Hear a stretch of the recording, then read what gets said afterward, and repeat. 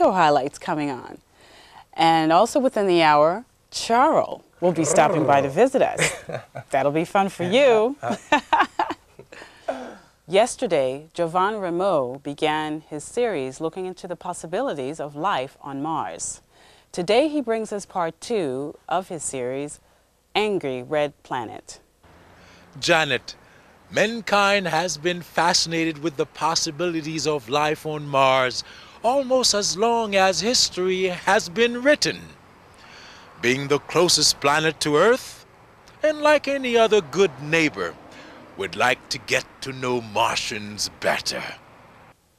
As early as 400 BC, the Babylonians called the fiery red planet Nergal, the king of conflicts. Similarly, the Greeks called the planet Ares after their god of war. But it was the Romans' name that stuck, Mars. Throughout the Middle Ages, Mars was studied and much was learned about its position and elliptical orbit.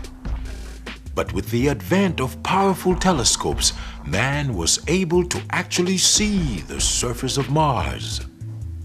In 1877, an Italian astronomer reported to see canals on the planet.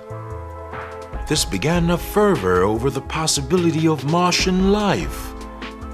Books, magazines, and movies have preyed on men's fascination and fear of strange beings inhabiting Mars. Even today, despite images from spacecraft of a desolate and frozen planet, Hollywood keeps us riveted with visions of a terrifying, angry red planet. But these are just fantasies. Stories made up by people with keen imaginations, science fictions, right?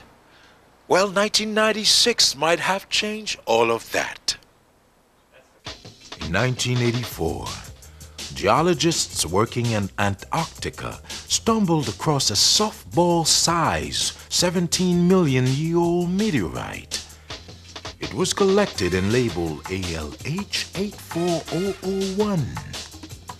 But it would be another 12 years before its alarming significance was discovered. Scientists at Houston's Johnson Space Center found elements in the rock that appeared odd coming from a supposedly lifeless planet like Mars. Well, the meteor doesn't have petrified cells or bones like you'd find at the Natural History Museum. The meteor is really unique. It has bacteria, a very simple life form, and we know that the meteor is from Mars.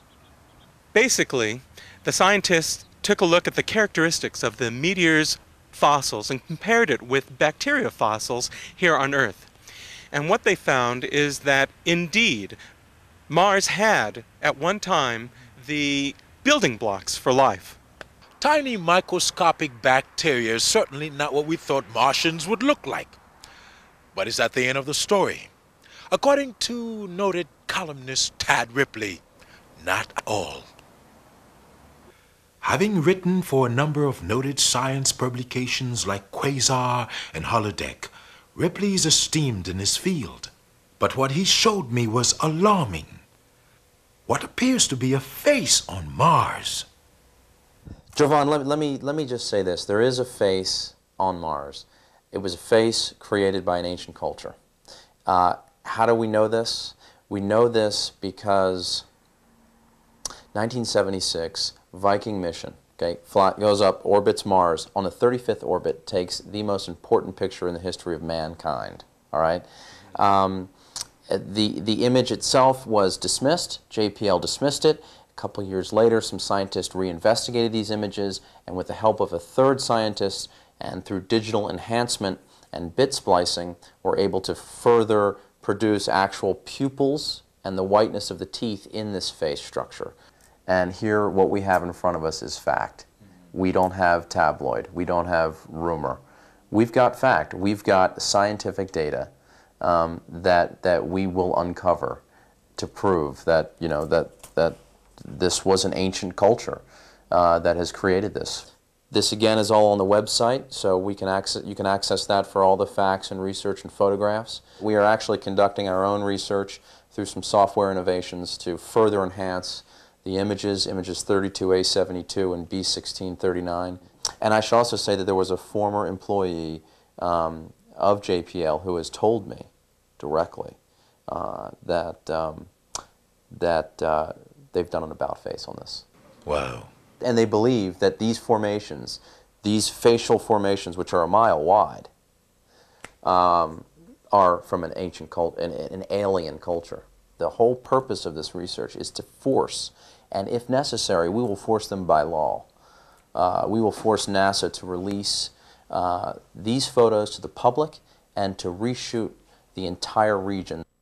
We're glad that you're here. American media seems to kind of not really want to listen to us.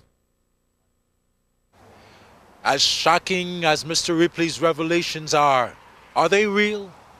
Is the face a trick of light?